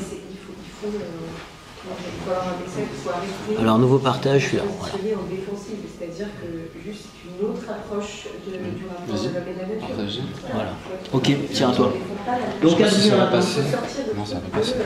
Attends, juste. Et là, tu as le. Je peux pas le mettre en présentation. Si, bah pardon. Vas-y, mais non. Mais alors, attends. Si, page unique, regarde, page unique. Vas-y. Non, ça va pas. Ouais, c'est pas grave, enchaîne. Hein. C'est bon, ça? Ouais, c'est bon, de toute façon, ça reste petit. Alors, si j'arrive à le solutionner pendant ce temps. Non, mais c'est pas grave, Pierre. Ouais, c'est bon. Alors moi je m'appelle Adrien Adam, je réalise du contenu sur les réseaux sociaux en rapport avec excuse-moi Adrien, il y a deux petites interventions. Oui. Juste possible, parce que moi je serais contraint dans le temps, et je vous remercie de m'avoir invité. Juste rebondir. Moi, je suis historien, je suis enseignant, je sais comme vous, j'essaie de comprendre les parties. Et je pense qu'il faut vraiment qu'on arrive à une culture de la résilience, parce que là, il y a effectivement deux camps qui... Voilà, on peut le dire, on a une politique, moi je suis plus spécialisé sur le loup, qui satisfait personne, on est d'accord. On est le pays qui dépensons plus d'argent public pour essayer de cohabiter avec le loup. On est le pays où il y a le plus d'attaques sur les troupeaux. Et on est le pays où on tue le plus de loups. En témoigne la louve, oui, officiellement, la louve dans les Hautes-Alpes, braconnée, suspendue sur la commune de Jean-Michel Bertrand. Je pense pas, voilà, on arrive à une fin où on n'arrive plus à discuter. Moi j'étais aussi au ministère de l'écologie comme certains, où on nous écoute à peine, où on a du mal à parler du nombre de loups, et là où ça fonctionne aussi, parce qu'il y a aussi des endroits où ça fonctionne, je sais que c'est compliqué. Moi je pense que, j'ai vu les slides sur le développement durable, moi je pense qu'on peut retourner tout ça. Et avec la possibilité de vous mettre au milieu de la montagne, et pas vous laisser juste comme être en quelque sorte des objets, voilà. L'idée c'est de vous mettre au centre de la montagne, que vous soyez soutenus, et que derrière on y met les moyens, pas seulement économiques parce que là ils y sont, mais humains, et qu'on vous accompagne, et qu'on reconnaisse le travail. Moi je suis le premier à le dire. Défendre le loup, c'est défendre l'éleveur. C'est défendre la montagne, défendre les gens qui y vivent. Moi je suis en Alsace, je vais au champ du feu, le loup est là, on essaie de discuter avec les éleveurs, c'est pas... Tout le monde n'est pas d'accord. Mais mettons-nous d'accord autour d'une table, on discute, on trouve des solutions, on est le pays. Voilà, ça ne fonctionne pas. En Allemagne, pas de tir de loup. En Espagne, je termine juste, je vous ai dire. Espagne, pas de tir de loup depuis cette année. C'est pas angélique, ça ne fonctionne pas de manière... Voilà. Mais on accepte cette culture du risque, et on n'est pas dans cette culture du débat dans ce pays, et de l'acceptation mutuelle, de la résilience, et je pense que l'animal sauvage n'est pas un totem, bien sûr. Voilà, l'animal sauvage n'est pas un totem. L'éleveur, il a bien sûr son rôle à jouer, mais il faut qu'on trouve des moyens pour que ça fonctionne. Et là, ça ne fonctionne pas. On a un État qui fait une politique qui ne satisfait personne au final. Et il n'y a pas d'éleveurs qui ne sont pas des défenseurs d'environnement, même pour des défenseurs du loup. Ça, c'est inconcevable. Vous voyez ce que je veux dire? On peut trouver une vision beaucoup plus modérée et équilibrée. C'est ce que nous, on aimerait mettre en place dans la maison du loup. Et faire comprendre que mettre en place une plateforme canine pour vous, les éleveurs, qui n'existe pas au niveau central, ça me paraît important. Rien n'est fait pour vous aider. Et je pense qu'il y a des moyens pour vous accompagner humainement. Non mais merci à vous pour votre intervention, si vous ne pouvez pas rester plus longtemps. Juste là-dessus, il répondra peut-être plus tard, parce que j'aimerais qu'on finisse sa présentation pour que certaines personnes puissent partir. Sachez qu'en 2017, Emmanuel Macron a donné une mission à Nicolas Hulot en septembre, qui était de réconcilier dans toutes ces problématiques de prédateurs. Au bout de 3 mois, il n'a rien rendu et c'est tombé à l'as. Ça fait, à chaque fois on a des plans d'urgence, à chaque fois on nous dit qu'on va réconcilier, mais on ne peut pas réconcilier puisque la base même du problème n'est pas commune, vous voyez, puisque on a toute une partie qui considère le prédateur comme un être angélique avec qui on pourrait cohabiter. Et je vous remercie en tout cas de proposer cette ouverture. Je laisse la parole à Adrien, qui donc est un influenceur, qui a la page, le YouTube Pavégan, et la page aussi qui est extrêmement connue, et c'est vraiment qui a fait un gros travail ces dernières années pour défendre la place de l'élevage, de la viande, de la chasse, de la pêche, et aujourd'hui du requin. Oui, même si c'est toi le spécialiste. Donc oui, effectivement, depuis plusieurs années, on voit un mouvement, un courant philosophique monter dans les consciences, notamment chez les jeunes qui se laissent de plus en plus influencer. Donc c'est le mouvement antispéciste. Cette philosophie, pour la résumer très simplement, c'est de n'avoir aucune hiérarchie entre les espèces animales. Donc il n'y a plus de possibilité de l'humain de dominer les animaux, les domestiquer. Donc un humain est égal à un cheval, à un mouton ou un rat. Je vous laisse choisir votre animal totem. Voilà. Ce courant philosophique remonte aux années 70, des philosophes anglo-saxons, dont un qui est très ressorti parmi les autres, qui a marqué son temps avec son livre Animal Liberation, c'est Peter Singer. Il est très reconnu parce que notamment le mois dernier, il a reçu un prix de philosophie, le prix Bregson. Et pourtant, il a des déclarations qui peuvent paraître un peu folles. Donc depuis tout à l'heure, j'entends des propos très mesurés, tout ça. Là, je vais dire des choses qui sortent un peu qui semblent pas du tout modérées. Donc il a déjà expliqué comme quoi un enfant handicapé avait d'après lui moins de valeur que certains animaux, parce que lui en fait il est philosophe utilitariste, donc il essaye d'optimiser le bonheur. On a des influenceuses véganes qui expliquent aussi que manger un steak c'est plus grave que battre sa femme. Alors ça peut paraître fou, mais en fait eux considèrent qu'il ne faut pas juger les actes en fonction de l'espèce qui est visée, mais en fonction de ce que l'on fait Donc manger un être vivant, c'est pire que le frapper. Voilà. Encore Peter Singer qui a déjà tenu ses propos sur une émission télé, donc avoir un rapport sexuel avec un animal consentant ne pose pas de problème. Donc ça peut paraître fou, hein, mais il l'a dit ouvertement, il a même donné des détails sur les genres de rapports sexuels qui seraient bien et pas bien. Il y a aussi David Olivier, un penseur, un intellectuel vegan, qui remet en question la légitimité du lion de manger la gazelle. Voilà, tout autant de questions dont je suis sûr que vous avez envie d'avoir les réponses. Donc toutes ces idées un peu folles sont le terreau d'un militantisme totalement décomplexé et délirant, parce qu'en fait ça crée vraiment deux camps, d'un côté les gentils sauveurs d'animaux et de l'autre les méchants carnistes, comme ils aiment nous appeler, parce qu'ils inventent des néologismes. Donc voilà, les carnistes c'est ceux qui exploitent, qui tuent des animaux, donc je crois qu'ici il n'y a aucun vegan, donc on est tous ensemble entre méchants. Donc peut-être qu'un jour vous ferez verser du faux sang sur votre maison, parce que comme ils aiment le dire et le répéter sur les plateaux télé, toute agression que peut subir un humain n'est rien à côté de ce que subissent les animaux. Et du coup peut-être qu'un jour cela justifiera de vous faire agresser directement physiquement, et comme ils aiment le dire, voilà, ce sera toujours rien à côté de ce que subissent les animaux. Donc faut pas croire, hein, vous êtes tous les politiques en France sont activement suivis, observés par les animalistes. Ils ont créé un site internet. Alors je sais pas si vous le connaissez. Hein. Un truc, ouais. Oui.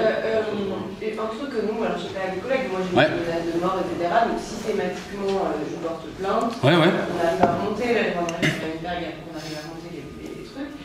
Là-dessus, on ne peut pas, sur ce site-là précisément, est-ce qu'on peut pas opérer, je sais pas, une attaque en justice ou quelque chose? J'ai envie de dire, est-ce qu'on a les outils? Parce que moi j'en ai marre de me retrouver à 2 ou 3 sur le truc, et avec une puissance, je veux dire, médiatique hyper forte. Est-ce que nous, parlementaires, élus, on n'a pas un outil pour attaquer ce type de site? C'est un système qui vient des États-Unis, qui date d'il y a 20 ou 30 ans. Donc ça a été importé. C'est une façon de mettre la pression, parce qu'après ils donnent votre mail en pâture et vous êtes harcelé, cyberharcelé. Sauf que ce site, c'est L214. C'est-à-dire le parti le mouvement qui est derrière le parti animaliste, qui est derrière le référendum d'initiative partagée, qui a pignon sur rue et qui a toutes ses entrées partout et qui est parmi vous. Vous voyez, donc c'est très compliqué, puisqu'on est en démocratie. Et sur la dernière conclusion, j'aborderai justement cette contradiction qu'on a entre un système qui aimerait fonctionner et finalement qui ne fonctionne pas, parce qu'il y a tellement de lois et de règles qui fait que ils ont a priori tout à fait le droit de le faire. Voilà. Que vous voyez, ça attribue des notes. Du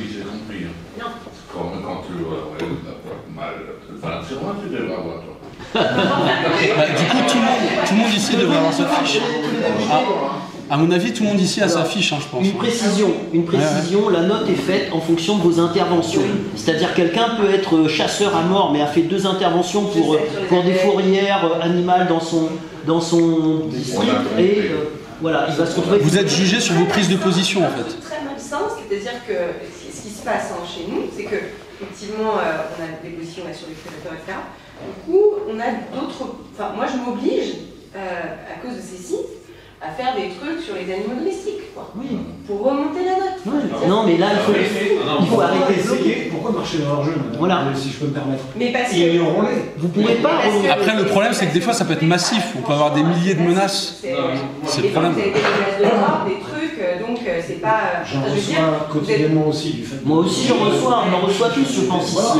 Adrien, il n'est pas exempt non plus. Moi, je pourrais en faire du papier peint dans toute ma maison. Vous avez des mauvaises notes, ça devrait être bien. Non, mais s'il vous plaît, après, quand on rentre dans le détail, on voit bien ce que les gens soumettent. Bon, sauver les petits chats et puis la stérilisation, c'est plutôt positif. Je veux dire, je ne fais pas un truc complètement aberrant, quoi. Je ne vais pas soutenir un truc complètement différent de ce que je crois. Mais ça met une pression qui font que les parlementaires, qui normalement ont un mandat non impératif, commencent avec un peu de... Voilà, avec de l'intimidation, etc. Vous posez la question, quand vous recevez des menaces de mort chez vous, vous vous dites, bon, vous posez la question, est-ce que je continue, voilà. C'est ce qu'on a vécu, moi c'est ce que j'ai vécu dès 2011, hein, le jour où on a touché un requin, ça a commencé, et on l'avait vu bien avant. C'est vous aussi quelque part qui êtes un peu responsable, puisque toute cette montée d'Internet, moi par exemple, depuis quand j'ai constaté ça, j'ai essayé de tirer l'alerte en disant il faudrait quand même mettre des systèmes de contrôle pour pas que les fausses informations, les rumeurs, tout ce genre de propagande puissent avoir un boulevard. Maintenant, c'est fait, et c'est 10 ans après que l'État commence à dire tiens, il faudrait mettre des systèmes de régulation, de contrôle. Vous aviez... Non, je voulais dire que j'avais 4 et que la seule chose qui m'ennuyait, c'est que c'est la même note que Mario. Tout le monde connaît sa note ici. C'est la même note que Mario Maréchal, mais sinon, après tout le reste. On est dans le niveau monde. Il y a pire, il y a Xavier Martin qui a 0. Si je peux me permettre, je m'appelle Jules Robin, je suis collaborateur au Sénat, je travaille pour Jean-Noël Cardoux, qui est président du groupe Chasse, qui est l'homologue d'Alain Pereira. Et moi, mon sénateur a une très mauvaise note, bien sûr, qui se rapproche du 0. Et il en est très fier. Et je suis très fier de travailler pour lui. Sur Twitter, pour vous dire, j'ai déjà été sur Twitter alpagué par des militants animalistes en disant regardez, il travaille pour Jean-Noël Cardoux qui est 0, etc. Ah, pardon, à 0, il est 0,3. Ah ouais, quand même. Et pour vous dire, en fait, on s'est renseigné justement au Sénat, avec le président du Sénat, avec en se disant quels étaient les moyens et les recours pour attaquer ce genre de choses, parce que même si en fait ils nous disent oui, ce sont des données publiques, ils l'interprètent en disant il a dit contre, et malheureusement, avec le président du Sénat, on a regardé et en fait, comme ils se basent sur les données publiques, en fait ils donnent leur avis en tant qu'association militante. Et après, moi, ce site me permet d'entendre dans mes recherches, quand on a affaire à quelqu'un, un maire ou un député ou un autre. Oui, bah oui. Ça me permet par contre justement de savoir plus les maires, plus cette personne est inquiétante et plus je sais qu'en fait cette personne, je veux dire, ils rentrent, en fait ils répertorient de manière publique ce qu'on pourrait retrouver en faisant des recherches, mais en fait ils facilitent les recherches qu'on peut faire aussi en même temps sur... Moi ça m'a servi pour avoir un panorama des... Mais après ça nous a détourné. Plutôt... Parce que le but premier c'est pas ça. La communication du nouveau monde. Je m'en sers depuis longtemps. C'est la communication du nouveau monde. Depuis qu'on a déjà 6 bons députés, on a Jonas Sarkozy, député visiteur, fier de l'être, on dit c'est un ivrogne. C'est comme ça, c'est les clichés. Donc on va avancer. Là pour montrer rapidement, ça c'est comme ça que se dispose une page. 3,9, comment on Alors, on avait... Bientôt je vais accompagner des chiens de la association. Ah oui, de la Réunion vers ici, tu vas remonter ta note. C'est malin. Mais par contre, Monsieur Dombreval devait être présent. Il m'avait dit qu'il serait présent. J'ai invité des gens quand même et il n'est pas venu. Dommage. Bah sinon, on lui aurait montré que lui a sûrement le meilleur élève ici. Donc il a quasiment bon partout, sauf pour l'élevage où il doit de temps en temps prendre plaisir à manger une petite côte de bœuf. Ah oui, jusqu'à 19, ça compte. France Insoumise, par là, ça travaille très haut. Voilà. Bon. Donc voilà, donc un exemple, c'est vraiment en fonction de comment vous vous positionnez sur les débats en rapport avec la cause animale, donc expérimentation, chasse, etc. Donc après, en fait, ce qu'on se rend compte, c'est que malgré que voilà, cet antispécisme soit totalement délirant, il prend de plus en plus de place dans le débat public, et c'est notamment dû au flou que vont créer les associations véganes. C'est-à-dire que eux, ils vont se positionner sur la place publique comme des défenseurs des animaux, sans expliquer leurs intentions réelles, qui sont en fait l'abolition totale de toutes les pratiques en rapport avec l'animal, donc l'élevage, la chasse, etc. En fait, le welfarisme, chez les véganes, c'est juste une façon déguisée d'avancer auprès de l'opinion publique pour notamment récolter des dons. Voilà. Et on remarque qu'ils ont vraiment un 2 poids 2 mesures dans le traitement des gens, c'est-à-dire que si vous êtes personne politiquement ou médiatiquement, si vous n'êtes pas vegan, ils vont avoir aucune considération pour vous. Mais si publiquement vous pouvez faire avancer la cause animale, vous pouvez manger toutes les côtes de bœuf que vous voulez tous les jours, eh bien vous aurez un traitement de faveur parce que vous pouvez faire avancer leur cause. Donc oui, alors L214 c'est la plus connue, mais il y en a aussi d'autres qui sont un peu plus extrémistes.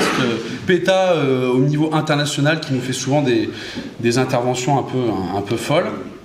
Et puis on a aussi à la télévision de plus en plus des véganes qui interviennent. Donc ça c'est Solveig Galloin.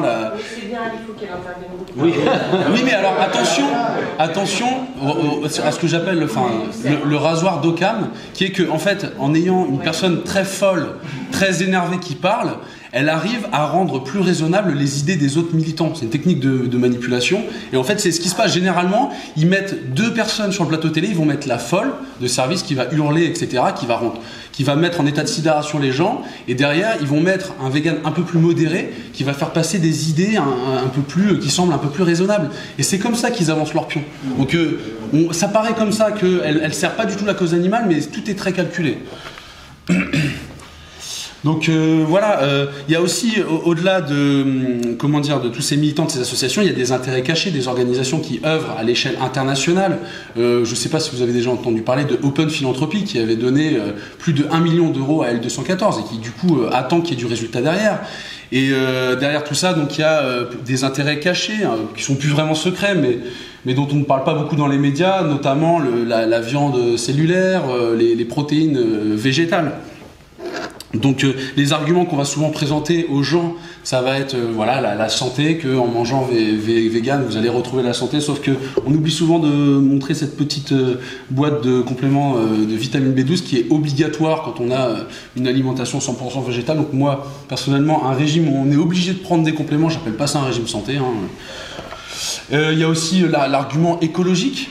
Donc, qui est d'ailleurs l'écologie est souvent critiquée par les animalistes très stricts. Il y a Thomas Lepelletier qui intervient souvent, qui a écrit des livres sur la pensée végane et qui lui est contre l'écologie parce qu'il considère qu'elle empêche l'application stricte du véganisme, de l'antispécisme. Tout à l'heure, tu l'as dit, il y a la financiarisation de la nature, et en fait quand on s'attaque aux bergers, on augmente l'agriculture industrielle. Ça paraît pas direct comme ça, mais c'est ce qui se passe. On a une confrontation de 2 modèles. D'un côté, il y a les bergers qui vont vivre en harmonie avec la nature, etc. Et de l'autre, on a une agriculture un peu plus industrielle. Donc je dis pas qu'il faut un modèle 100% industriel ou 100% des bergers, mais disons que les deux sont complémentaires.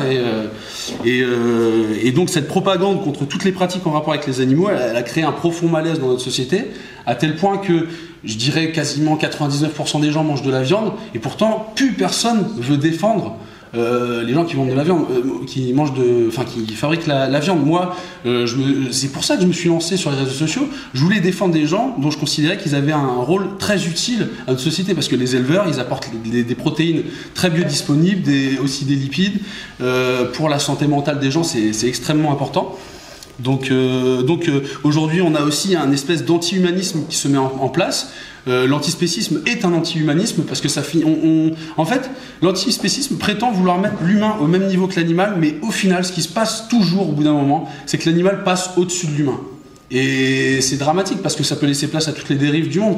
Combien de fois j'ai pu voir des gens pouffer de rire? Alors moi, je suis pas un grand fan de corrida, mais je veux dire, ça me viendrait pas à l'idée de me réjouir de la mort d'un toréador. Combien de fois j'ai pu voir des gens sur les réseaux sociaux être morts de rire, dire bien fait qu'un jeune toréador meurt en cornet. À l'inverse, j'ai jamais vu un fan de corrida éclater de rire à la vue du taureau mis à mort. Donc il y a vraiment un respect de la vie qui est très relatif chez... Il y a aussi le cas dont on avait parlé des rats à Strasbourg. Je ne sais pas si vous avez vu le conseil municipal où en fait, c'est quand même fou. Nous on en parlait pour rigoler il y a quelques années et aujourd'hui c'est dans des conseils municipaux, il y a des gens qui défendent le fait de ne pas tuer les rats, de ne pas tuer les punaises de lit parce que ce sont des êtres vivants au même niveau que... Pardon. Des animaux liminaires. Ouais, des animaux liminaires. Alors qu'on parle des propagations des maladies, on parle de santé, etc. avec la pandémie. Et là, d'un seul coup, il ne faudrait pas tuer... D'un côté, on dit l'élevage est propagateur de maladies. Et de l'autre, les rats, il faudrait les laisser proliférer alors qu'il y a plein de maladies, la leptospirose. Strasbourg, on a des rats... Comment ? Il y a quoi démocratiser à Strasbourg. Ouais, voilà. Donc là, le rat passe avant l'humain parce que c'est vecteur de maladie, la leptospirose, tout ça. Et donc aujourd'hui, on voit vraiment une incohérence des animalistes qui font la promotion du prédateur alors qu'ils sont contre la prédation sur le fond parce que c'est générateur de souffrance dans la nature. C'est-à-dire qu'un loup qui va tuer des animaux et qui va les faire agoniser pendant des heures, c'est bien moins pire que toutes les images les plus abominables que même vous avez pu voir d'abattoirs. Donc en fait, là, ce que font les animalistes, c'est qu'ils sont là uniquement pour perturber les activités. On vient d'être coupé par un problème de batterie étant donné qu'on a passé un long moment à régler des problèmes de connexion. On avait des intervenants qui venaient de toute la France et de régions rurales très reculées. Donc la mise en place n'a pas été évidente. Simplement pour terminer ma partie, les animalistes font preuve d'incohérence en faisant la promotion du retour des prédateurs comme le loup, les ours, le lynx, puisqu'ils sont contre la souffrance animale. Et pour le coup, les prédateurs font vraiment pas de cadeaux dans la nature. On a des mouvements très extrémistes comme RWAS qui veulent stériliser ou rendre totalement inoffensifs tous les animaux carnivores. C'est pas des blagues. Limer les ongles au lion et l'empêcher de se reproduire, c'est ça le bel avenir que promeuvent les animalistes les plus extrémistes. Non, en fait, l'intérêt caché de promouvoir les prédateurs dans la nature, c'est de perturber les activités humaines, d'empêcher l'éleveur d'élever et puis bientôt les promeneurs d'aller se balader dans la nature. Et on aura donc deux mondes qui vont très peu se côtoyer, à savoir les villes où les gens resteront cloîtrés et la campagne qui sera réservée aux animaux sauvages et uniquement aux exploiteurs. Agriculture plutôt industrielle, étant donné que l'on complique la vie aux petits éleveurs. En théorie, avec beaucoup plus de prédateurs, on aura davantage d'élevage en bâtiment pour limiter les problèmes justement avec eux. Donc on veut soi-disant faire du bien et au final on fait du mal. À qui profite le crime? J'aimerais aussi revenir sur deux arguments qui reviennent très souvent, comme celui de dire que le loup était là avant nous. Je ne sais pas trop comment on détermine qui est là avant qui. C'est un peu comme ce débat l'œuf et la poule. On se rend très vite compte de l'absurdité de cela quand on voit que des scientifiques arrivent aujourd'hui à faire réémerger possiblement des animaux comme le mammouth. Et pourquoi pas alors un jour remettre des dinosaures puisqu'ils étaient là avant nous. Enfin, vous voyez bien que c'est absurde. Mais là où c'est vraiment le summum, c'est que en fin de compte, on veut mettre des loups, soi-disant pour leur bien-être, mais aussi pour les écosystèmes. Mais est-ce que la campagne française est faite pour cette réintroduction, dans le sens où elle est très morcelée et que des prédateurs comme eux ont besoin de territoires très vastes, des centaines de kilomètres? Alors sachant qu'on est traversé de toutes parts par des routes, des activités rurales, on est très loin de l'idéal comme on peut avoir en Sibérie ou au Canada, en Amérique du Nord plus généralement, où là les animaux effectivement ont de grands espaces pour exprimer leur plein potentiel sauvage. Même si, ne l'oubliez pas, ils se font aussi réguler. Oui, les loups peuvent se faire buter s'ils quittent les zones qui leur sont réservées directement par un hélicoptère. Puis pourquoi pas allons plus dans l'extrême et remettons aussi des prédateurs dans les villes. Si les gens des campagnes doivent les subir, alors pourquoi pas donner aussi un avant-goût de cette cohabitation heureuse aux gens de la ville et leur montrer que c'est beaucoup plus compliqué qu'on ne le pense. Même, dites-vous bien qu'avec des sangliers, on rencontre de nombreux problèmes. Alors, avec des loups qui potentiellement mangent des humains, vous attendez à quoi au juste? Pour finir, réintroduire des prédateurs pour sauver la planète, je sais pas, on parle d'extinction d'espèces, de catastrophes climatiques, du réchauffement, du dérèglement de manière générale. Expliquez-moi comment un animal sauvage qui n'a aucun regard sur le type d'animaux qu'il tue, mais aussi le nombre, peut-il avoir une quelconque influence positive, sachant que d'un côté on a des animaux sauvages qui agissent de manière sauvage et de l'autre des chasseurs qui peuvent établir des plans de chasse détaillés sur la base de comptage, de politique, et tous ces raisonnements, la nature ne l'a pas. Il faut sortir de ce délire d'autorégulation. Non, il n'y a pas d'autorégulation, et encore moins quand on est au milieu d'un environnement jonché d'activités humaines, qu'on ne pourra cesser. Je veux dire, à un moment donné, si derrière votre écran, vous êtes contre l'humain pour l'animal, eh bien, il faut diminuer la population humaine. Commencez par vous. Je ne vois pas par où commencer d'autre que par vous si vous êtes le plus extrême dans cette position. Moi, je préfère penser aux cohabitations possibles heureuses pour tout le monde. Si pour vous, la seule manière de rendre heureux le monde sauvage, c'est que l'humain meure, faites preuve d'exemplarité. Bien évidemment, je plaisante, je sais bien que personne ne va le faire, mais je vois pas quoi répondre à de telles absurdités. On est vraiment dans des raisonnements qui sont primaires, un espèce de jeu stupide où on ignore toutes les problématiques humaines rencontrées juste pour le plaisir de se dire qu'on a sauvé des animaux. Enfin, ouais. Comme si tout était aussi simple, blanc et noir, Disney, gentil contre méchant. Bref, j'espère en tout cas que pour tous ceux qui sont restés jusqu'au bout, cela vous a plu, cela a été instructif. Vous avez vu des gens qui, eux, sont sur le terrain, concrètement rencontrent tous les problèmes et en payent toutes les conséquences. On est bien loin de cet idéal qu'on nous montre dans les médias avec les animaux qui sont systématiquement les gentils et l'humain le grand méchant. Sortez vraiment de cette vision totalement simpliste et absurde, enfantine. Si vous voulez même le bien de cette nature, faites-le parce que on s'y perdra.